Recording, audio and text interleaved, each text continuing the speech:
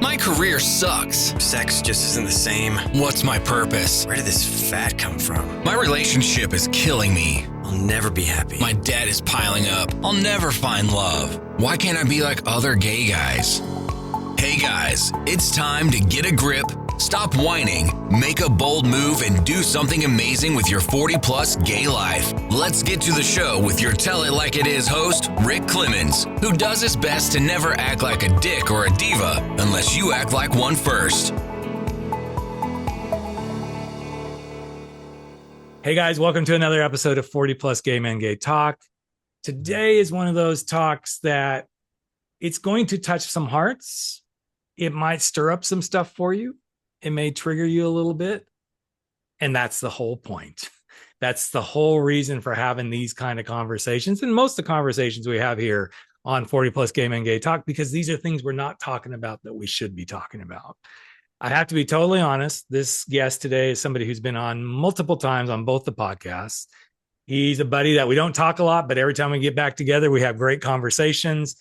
And his name is Jeff Nally, and he's a widower.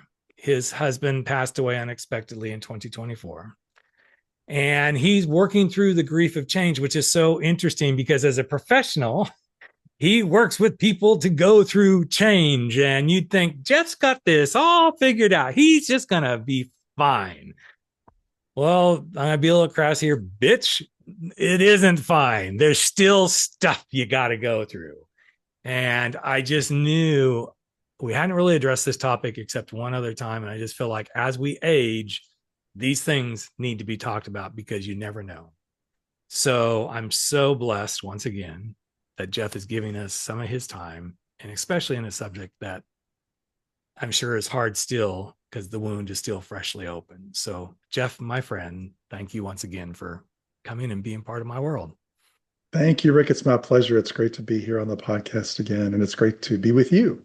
Yeah. So there's such an interesting thing that happened for me, and we haven't talked. I mean, I Facebook messaged you and stuff like that. But when you posted about Bob, I actually in my mind said, I've kind of thought about that, but haven't really, because George and I will be together 25 years this year. It had to be something that after 32 years together, you wake up because it was completely unexpected. And I can't help but think you probably thought, not only what's next, but who am I? What am I? All those questions must have been like just pinging you. What was probably one of the biggest questions that showed up that you're like, I never even expected that one to come? Yeah, that's a good question. Yeah, my husband Bob passed away unexpectedly. We both get up early in the mornings. He used to get up earlier than I did. I went to the gym. I came back at 8:30, and he was. I came in the house, and usually he takes a nap after he gets up early, and so I heard him snoring, but it was a really loud snore. So I came back to the bedroom, and I found him on the bed. He had what we would later learn was unexpected, spontaneous brain bleed, brain hemorrhage, and that literally shut down his whole body, and he went into cardiac arrest. And so what I was hearing was kind of the last involuntary uh, breaths or diaphragm movements that his abdomen was making. So he had already passed. Yeah, when it's that sudden, and maybe even for people when it's not that sudden, they're sick or ill and you know it's coming when it actually happens.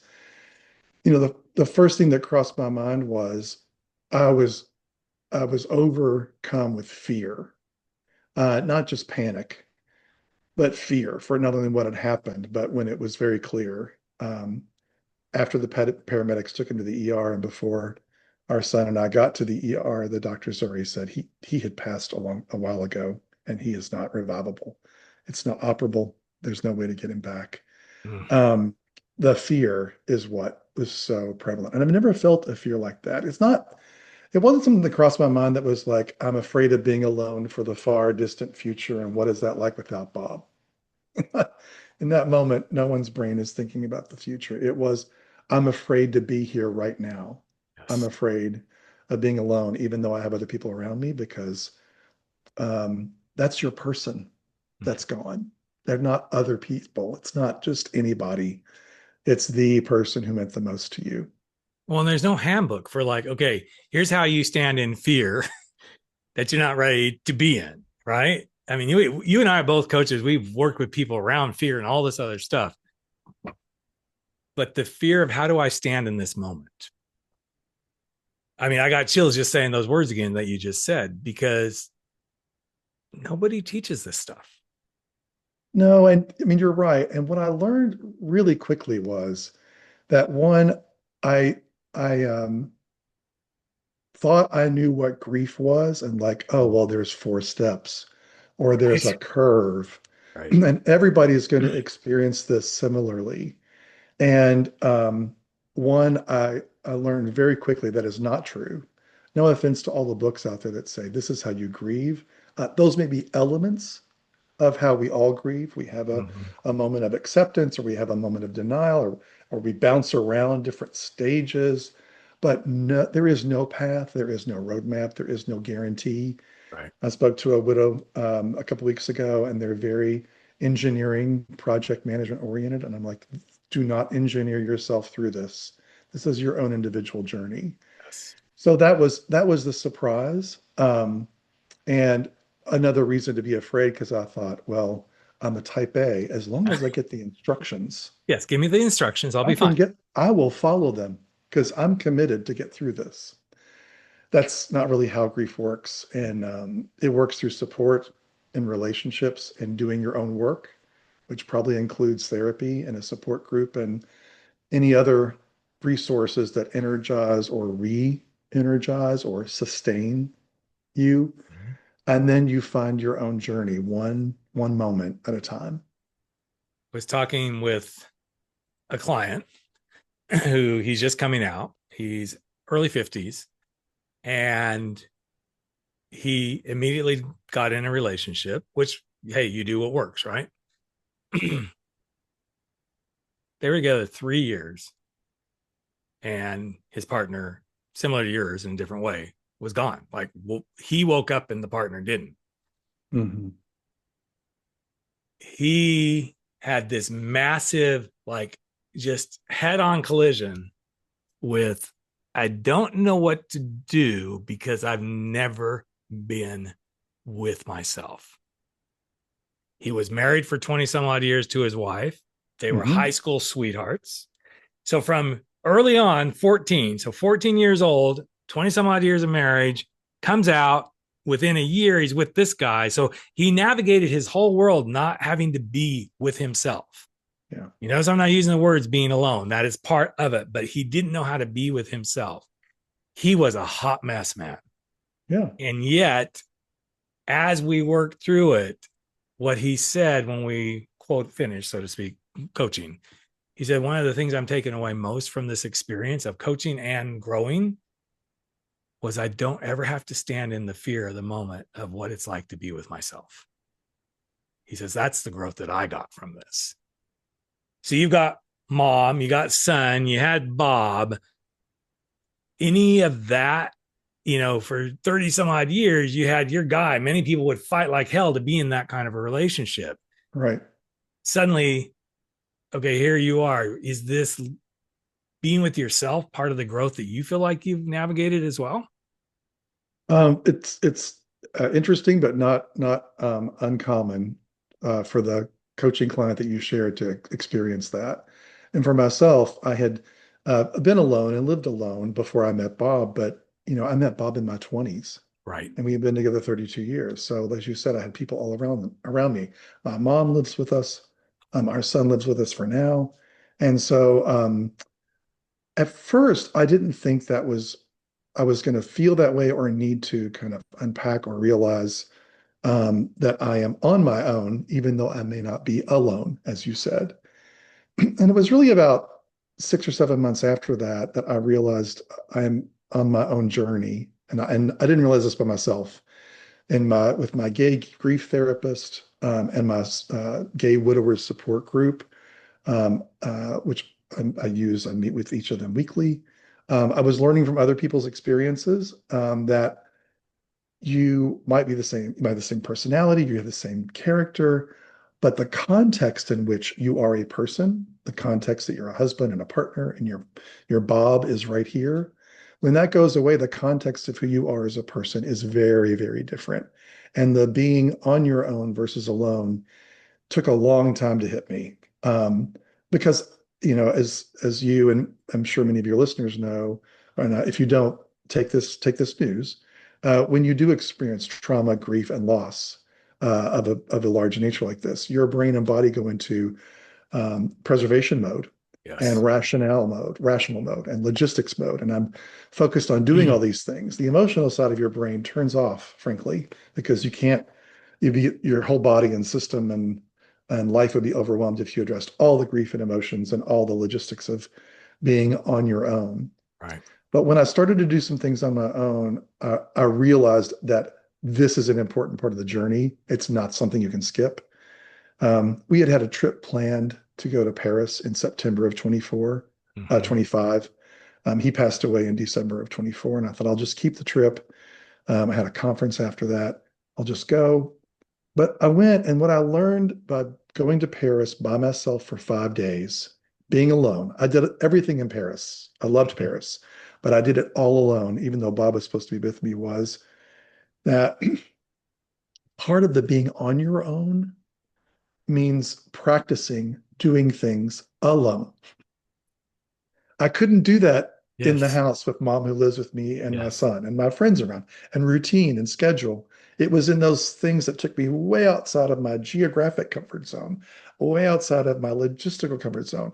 I wasn't doing a lot of work. I took vacation days. The language is different around me. And then you realize how on your own, and in many ways, alone you might be.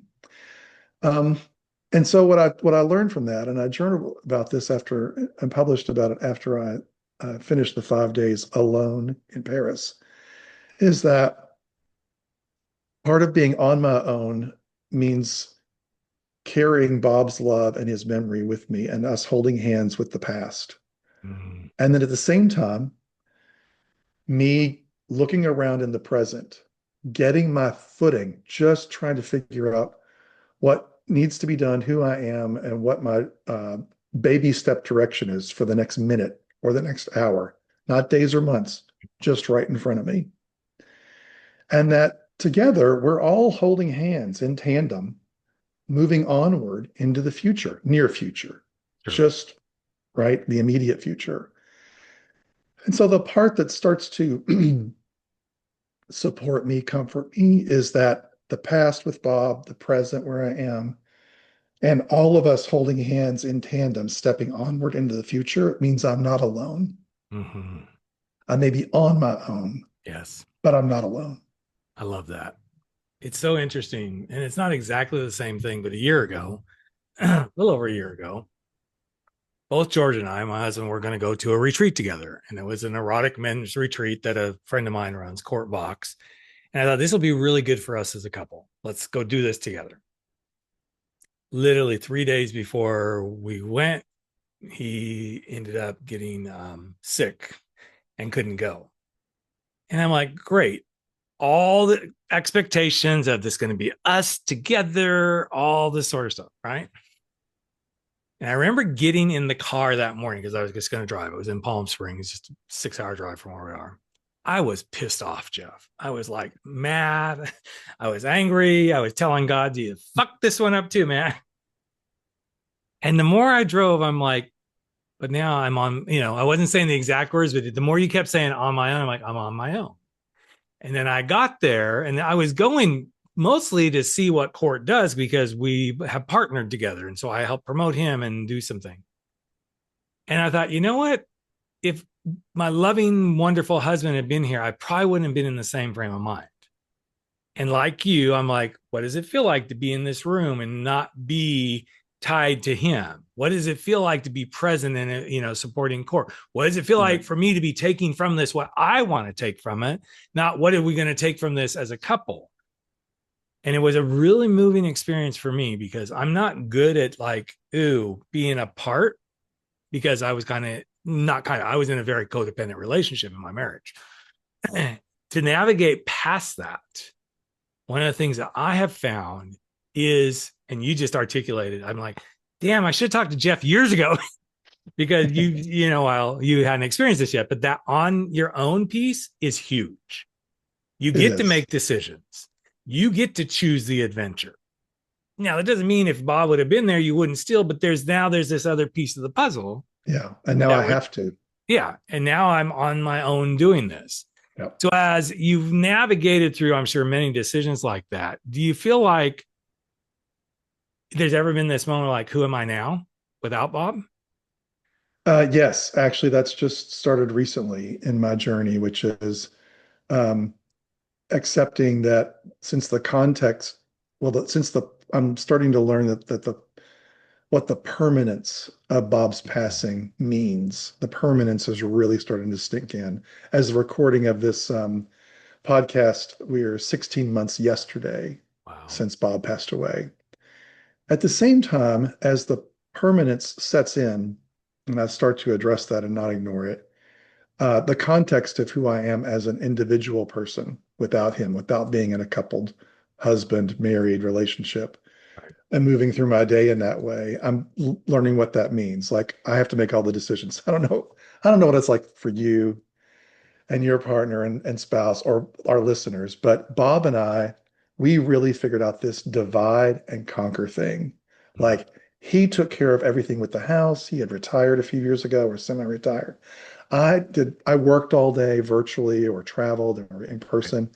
And so like learning how this house works. And when something breaks, like I'm the one that has to fix it or find the vendor or the repair person. Those were the baby steps, the first steps. And then I started to realize like every day is a journey into who I am becoming and what's the same and what's different and what's emerging that's new about who I am that did not exist when we were together and Bob was still alive. I know that sounds very odd. It's grief and death are filled with so many contradictions, so many just polar opposites. And you're like, how can those things exist at the same time? But they do. So yes, I've started spending time with my therapist. I went on a coach retreat, a retreat with a coach one-on-one to really kind of help me navigate what's my identity in my executive coaching practice? What's my identity in my professional speaking practice? What is my life like outside of the logistics that I am becoming that has to be different because Bob is not here? And then start to, I won't use the word embrace because I'm not embracing it yet, but to like do a handshake with it each day and move forward with it and move in that direction instead of being defensive mode or pushback or denial. Like, I'm not changing. I'm the same person I was for the 32 years that he was alive. Yeah, you are that, but you also are more different and new in some ways. Have you seen that newness have any effect on, you and I were both gay men of a certain age, older in our community. Have you seen that piece of it exacerbated because, now you're a gay widower, single, the gay community? Have you seen any shifts like, oh no, we don't want him? I'm just curious because I haven't encountered it yet. So, give me the roadmap, man. Yeah, I really have. And it's not that it's everywhere or it's that blatant or that people have come up to me and said, I don't want you around anymore because you're not married or you're not a couple or Bob's not here or we liked him more or whatever. But well, I always like Bob better. I'll just let you know. The one time I think I met him, no, I'm kidding, of course. He was the best part of us. But what I did notice, and at first it took me by surprise, but I'll explain what I learned about that in a moment. What I did notice is that some close friends that we had weekly or periodic frequent interaction with, months after he had passed, like I didn't hear from them anymore. No invitations to go out to dinner, that kind of thing. And I was busy. I'm still learning how to grieve. I just kind of thought it was that. But what I have learned is they're grieving too. It hurts them or forces them to address grief if they're around me and Bob's not here. Right. And so I'm resolved to that. It's okay. Things are not the same way they were before. Well, it's the Others awkwardness. It's the awkwardness that it's people don't know how to awkwardness. navigate.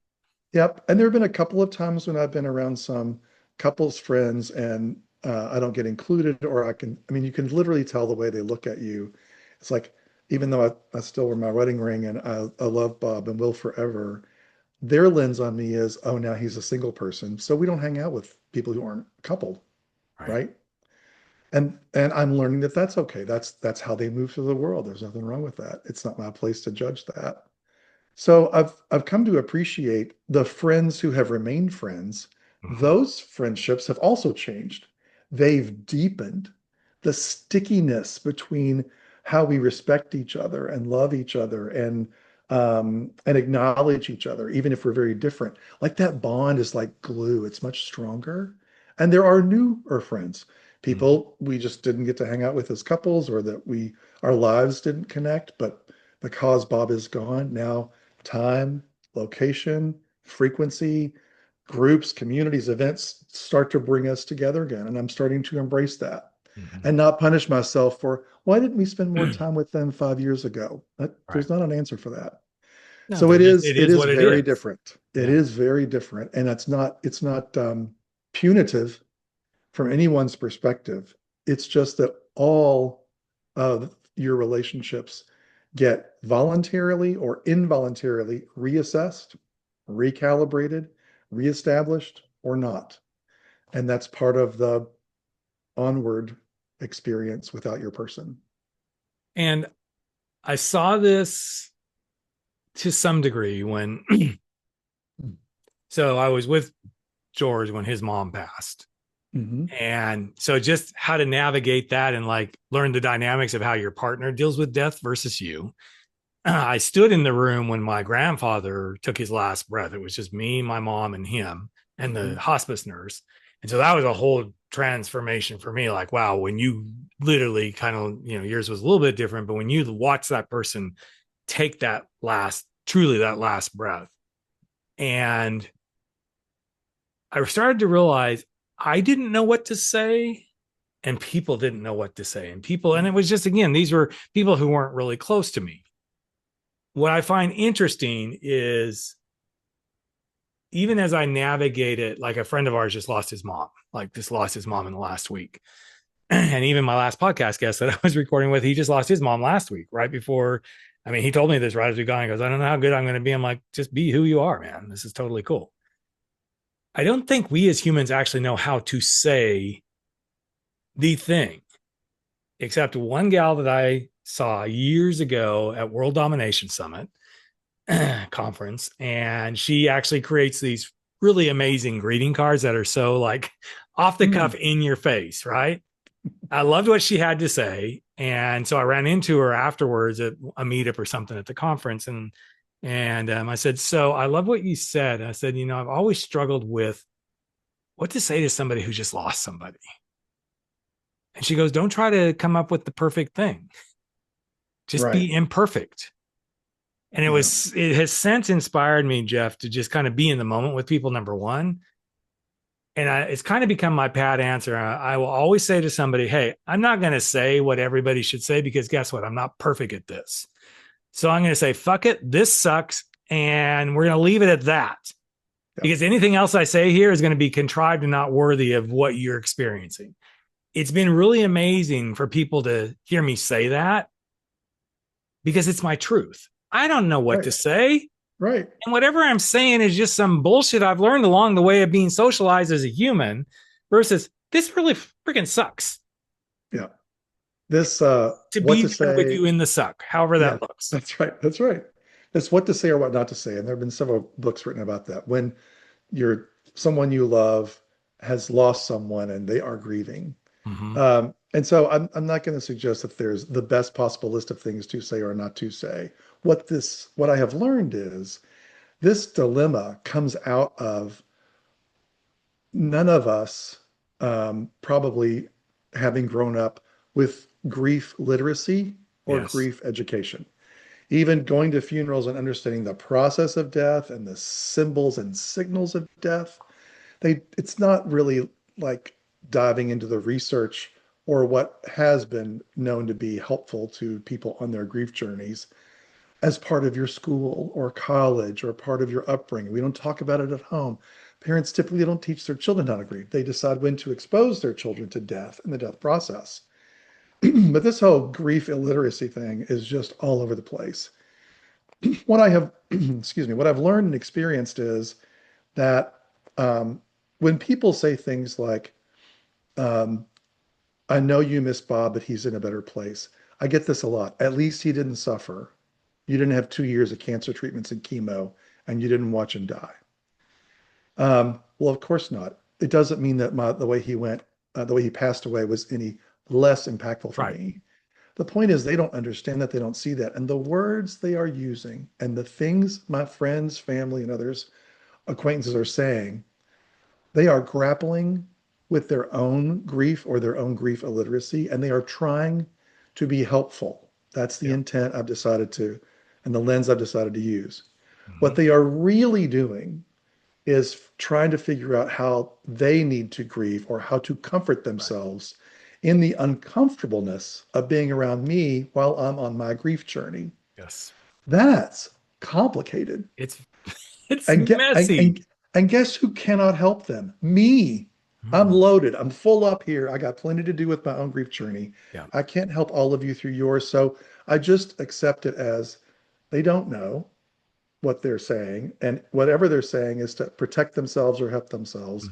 They're around me, which makes them uncomfortable. And they're grappling with how to manage that uncomfortableness. That caused me to start to go deeper and to find out, well, when an acquaintance or friend or loved one of mine loses their person, what am I going to say differently? What am I going to do differently? Yeah. And I'm not suggesting this is a template for everyone. This is what I have experienced for myself. I have heard others in my support groups do some of these things and it worked for them. And so it may be just as situational as anything else. But one, like you, whatever you say or offer, be genuine and be committed to what you've decided to be or do for that person. I'm committed to helping other people connect with resources that will help them on their own grief journey. And it turns out that's a real strength for me. Yes. And I'm thrilled to do that. I had a dear close friend who lost their person unexpectedly, suddenly with a heart attack a couple months ago. And I knew that the first 2 days was not the time for me to call or chime in.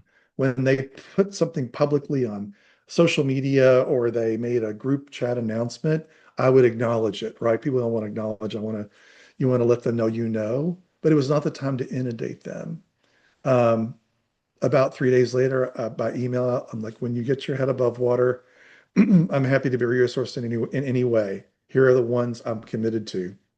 Yep. You call me, I just listen, and you do whatever you want. You need resources and support beyond your family and friends, I can help you find some. 3, you got questions you want to ask, even though our journeys might be different, I'm happy to, and this is the key phrase, share my own experience. Yes. Even though it may not be yours, I found it really helpful just to hear from other widowers and widows who lost their person because their experiences helped me learn. Yeah. That's beautiful, Jeff. And I'm going to attest to what Jeff just shared because the whole reason this podcast is happening, it wasn't because as soon as Jeff lost Bob, I'm like, bitch, you need to come on the podcast. We need to talk about it. No. A acquaintance of ours lost his partner. I was talking to him. And of course, Jeff, you came right to mind because I've watched you through the journey from afar. And I thought, I bet if I reached out to Jeff, he's got some resources. And sure enough, you came through. I'm getting chills. It just shows the big heart you have, my brother. Thanks. Thank you very much. Thank you. It is proof positive that you meet people where they are and you allow them the room. And actually, as you were saying all this, it reminded me how similar this is to the coming out journey. Everybody's coming out journey is their journey. Yes, they all want some guidance, but I can only share my own experience. And anytime, and you know me, Jeff, I've been doing the coming out work for a long time. And the first thing, tell me how to do this. I'm like, I could tell you how to do it, man, but guess what? That may not work for you. So let's figure out what's the best way for you. I'm going to give you resources. I'm going to tell you stories. I'm going to share. I'm going to coach you. I'm going to challenge you.